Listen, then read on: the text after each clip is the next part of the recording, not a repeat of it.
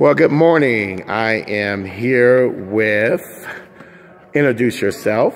Amir Khalid Samad, El Hajj Amir Khalid Samad.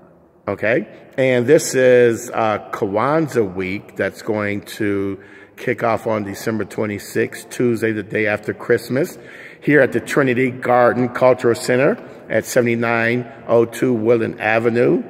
And this gentleman right here is a part of the Kwanzaa Planning Committee. So, my brother, if you could just tell us, what your role is and what you're doing with this Kwanzaa organization. Talk about you have a group that you're involved in here, Peace in the Hood. Just tie everything in together. That represents Kwanzaa and represents what's going to happen and just the energy and essence of what's about to happen here in Cleveland, Ohio.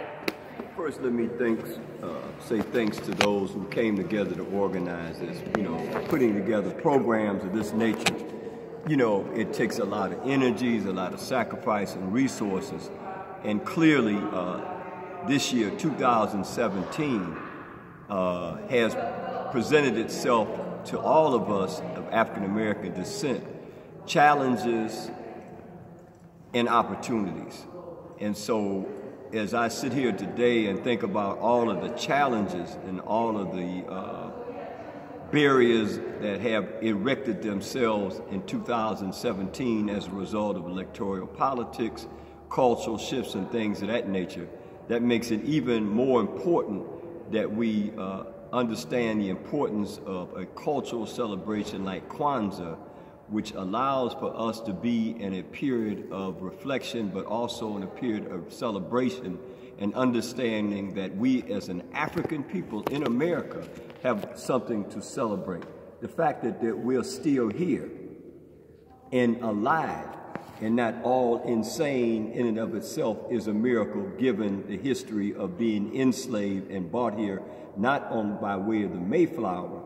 As Malcolm X always said, we didn't land on Plymouth Rock. Plymouth Rock landed on us. Right. And so consequently, what came out of the cultural explosion in the 60s was an opportunity to develop a cultural holiday, so to speak, that would bring people together for 7 days to celebrate unity, to celebrate self-determination, to celebrate collective work and responsibility, to celebrate cooperative economics, to celebrate creativity, and to celebrate unity.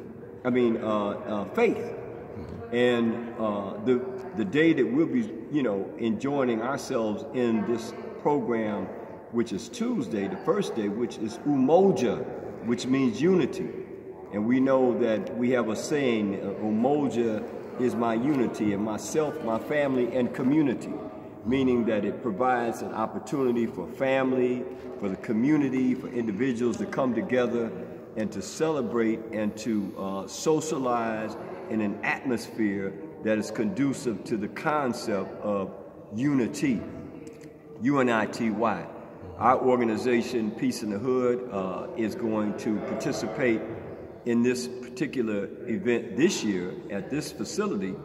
And one of the things that I've been charged to do with one of my colleagues, Officer Hampton, is to develop a piece that we can use not only on that day, that will take us into 2018, not only here in Cleveland, but throughout the state of Ohio, throughout the region, and throughout the nation.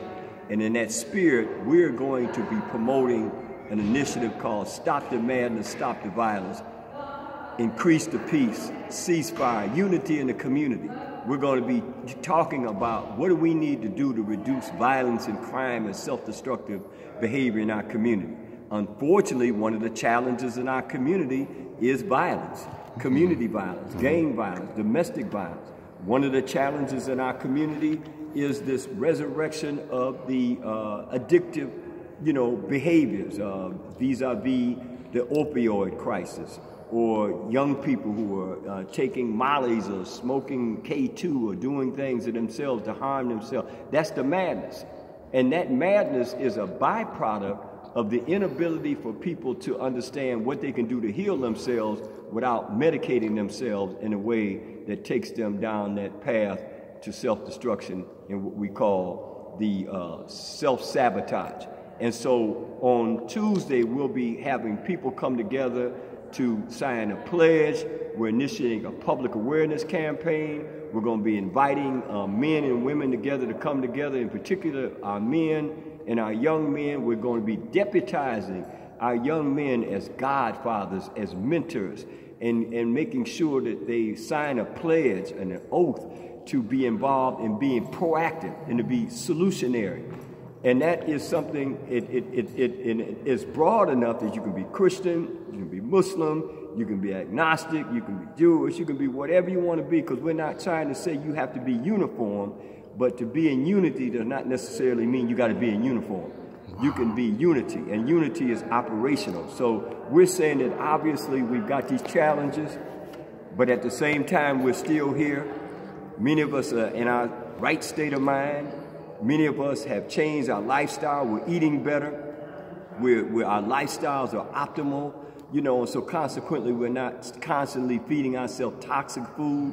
We've moved away from being involved in self-sabotage, meaning taking chemicals and smoking chemicals and doing things that really take us in another direction, because we're medicating ourselves because we haven't reconciled some of the things that we have to reconcile in terms of our own inner self. And so a lot of the struggles that we see on the outside, the violence that we see on the outside, the self-destructive behavior we see on the outside is a result of the lack of reconciliation and the unity within self. And we're going to be talking about that on Tuesday. And also, it's an atmosphere of cultural celebration. We'll have African drumming. We're going to have spoken word. We're going to have, you know, wisdom from the elders and pearls from the elders.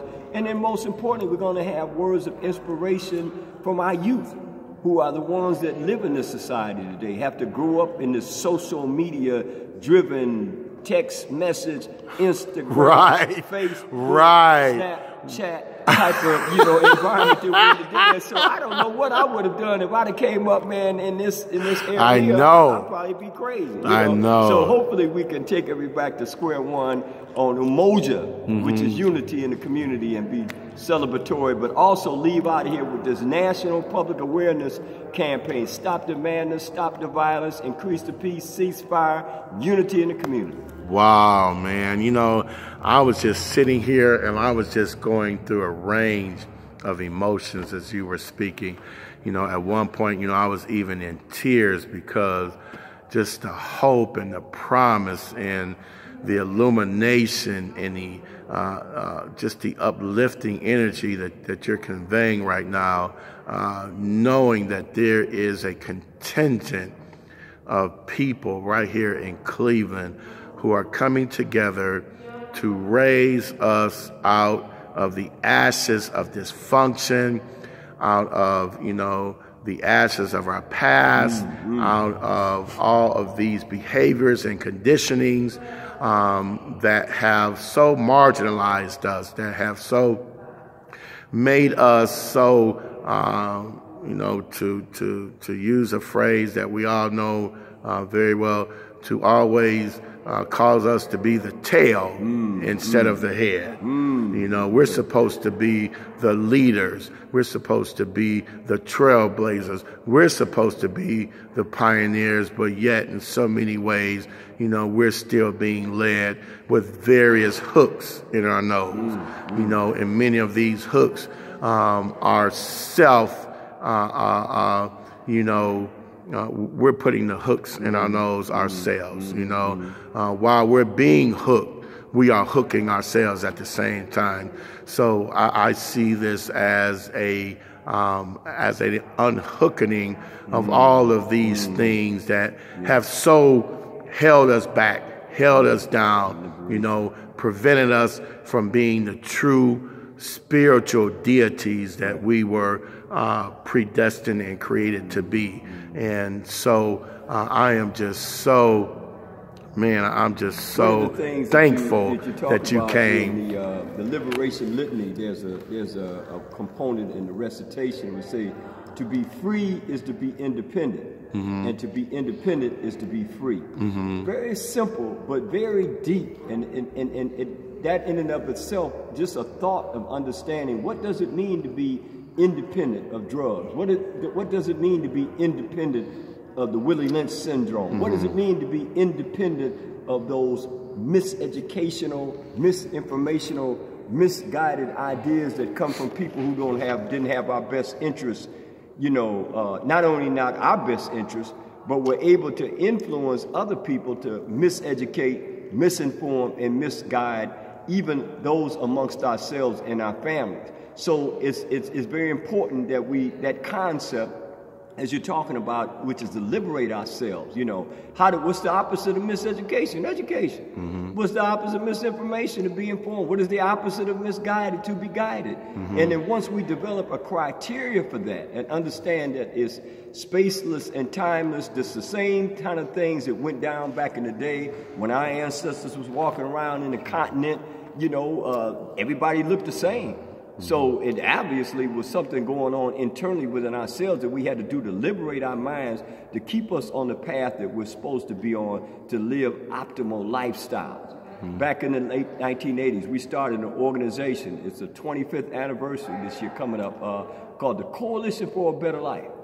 And it was brought together by people from different religious and political backgrounds. It was intergenerational, multi-ethnic. It was, all those things coming together. And one of the young brothers that was there, I think he was about 16 or 17 years old. He might even been younger. He said, man, who does not want a better life?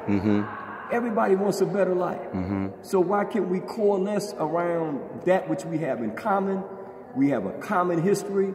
We have common language. We have so many things that we have our common denominators, and so we could focus on that. Right. Then that should allow us to have a better life. Right. And liberate ourselves from these addictive things that pull us down and make us beholden to other people. We're spending all our resources outside of ourselves as opposed to within ourselves.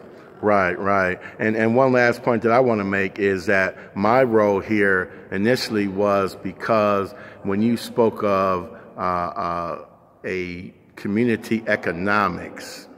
Well, I am a distributor with Inspire. Inspire is a entrepreneurial endeavor. It's an entrepreneurial opportunity, and they have a Now We Know campaign mission for women's health that's second to none, not just in the nation, but I believe in the world. And as you begin to see what this campaign, what this mission, what this opportunity is all about, I know that it's going to directly tie into what you're doing, and that is so indicative of what we are doing here, because look at the 7 principles of Kwanzaa. The first one is unity. So look at what this is unifying. And then I'm bringing media to this, because that's another passion of mine, is media. So it's like everybody brings their own separate gifts and talents and essences and energies to the table. And when we bring those collective abilities together, look at what happens. I didn't know you prior to today, but because I've been on this pathway, this trajectory of unity, look at the people that are coming into my sphere of influence and vice versa. So with that being said, you have a group, what is this Peace in the Hood? Very quickly. Peace in the Hood is a DBA of the Coalition for a Better Life. Back in 1990-91, when Cleveland and other cities were experiencing the highest homicide rates amongst African American and Latino youth throughout the country, and we had drive-bys every day and graffiti all on the walls, and people were just doing everything under the sun. The crack cocaine explosion, taking root in Cleveland, guns with 100 bullets in the magazines. People were shooting out of windows at each other. It was just madness. And so what we did, we said that we needed to have peace in our hood. And we went and got the leaders of all the major gangs in the country. And we brought them to Cleveland the first weekend of June in 1993. We had traveled around to every major city. We had went to all of the major prisons in the country. We went out to the West Coast, to the west side of the country, in LA, and we went to Oakland, and we came to the East Coast, to New York and Jersey and Philly and Atlanta. We went up to the Midwest, Chicago. They call it Chirac now, one of the most violent cities in the country, if not the world, during that time. And LA was being declared a United Nations war zone. So many people were dying. So we couldn't have the summit in LA because the police and a lot of the folks were going at it. So we couldn't organize in Chicago. The mayor wouldn't bless it, and they had, you know, just basically madness going on in Chicago. So we in Cleveland invited all those leaders to come here. We brought the gang leaders here. We brought people who followed those gang leaders here. And we went in the basement of a church inside a national peace treaty. And after that, crime went down over 32% in the city of Cleveland. Gang-related shootings, drive-bys, graffiti began to disappear, and people began to even to be able to go neighborhood to neighborhoods that they wouldn't even go in if they weren't wearing red or blue or black or some other color. So what I'm saying today is that now, when did this period happen, right quick? This was in 1993. Okay. And when we had this summit, we had all the national leaders here. And what the gangbangers told us after we signed all those treaties was like, okay, now we can get together, then y'all should be able to get together. Why can't the black Democrats, the black Republicans, and the black independents, why can't you all get together and show us the way you want us to behave? Oh my goodness, this is giving me chills, brother. We started moving even further. In fact, the seed for the Million Man March, which took place 2 years later, was planted right here in Cleveland, Ohio, by those young men and young ladies who said, look, if we're going to put our rags down, if we're going to stop, you know, banging and gang banging and set tripping and all that, then we want you all to do the same thing. So we know that when we celebrate, which starts right after the first of 2018, this whole next year, we're going to dedicate that Black History Month to reworking this whole effort of reducing community violence and crime and addictive behavior and suboptimal behavior in our community. And I know we can do it because we did it then. And guess what? We now have the platforms and the media separation from what's being done to us in the mainstream market. We now have the ability on this internet platform, on the social media platform, to now get these kind of messages out to our culture, out to our people, out to the world itself in a way that has never been done before. This is unprecedented. This is, man, this is unbelievable. And I really want to thank you from the bottom of my heart. The energy that's being conveyed from this, the knowledge, the insight. This is like a best kept secret that's now coming to the light. Right. And as we close, you are part of the Kwanzaa Committee Planning Committee. I want you to once again state your name, state your position, and just give the final conveyance of what you want to say to Cleveland, to the surrounding area, to the people who may be able to come, and then those who can't come. Give your final message to those who are going to be a part of this, who are thinking about being a part of this. Let's really seal the deal on why this has to be the most momentous Kwanzaa week that has ever been created and established right here in Cleveland, Ohio. Again, my name is Amir El-Haj Khalid Samad. Amir is one who has been given a leadership position by their peers and responsibilities, and El-Haj is a title that was given to me as a result of me having the opportunity to do what's called the pilgrimage to Mecca. And again, I serve as the CEO of the Coalition for a Better Life, doing business as Peace in the Hood, which is part of an international organization called the International Council for Urban Peace, Justice, and Empowerment. And we're currently in about 30 to 35 cities throughout North America and throughout the diaspora.